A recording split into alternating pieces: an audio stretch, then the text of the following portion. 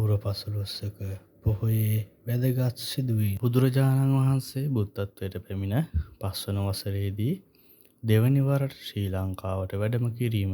චූලෝදර හා මහෝදර නාග රජුන් අතර ඇතිවන්නට ගිය ගැටුම සමතයකට පත් කිරීමට නාගදීපයට වැඩම කිරීම. මණියක්කිත නා රජු බුදුන් වහන්සේට කැලණියට වැඩම කරන ලෙස ආරාධනා කිරීම. බක් පොහෝ දින කැලණියට වැඩම කළේ නාගදීපයේදී කළ ආරාධනය අනුවයි. මෙම වැදගත් සිදුවීම් බක් පුර පොහෝ දිනයේදී සිදුවිය. තෙරුවන් සරණයි.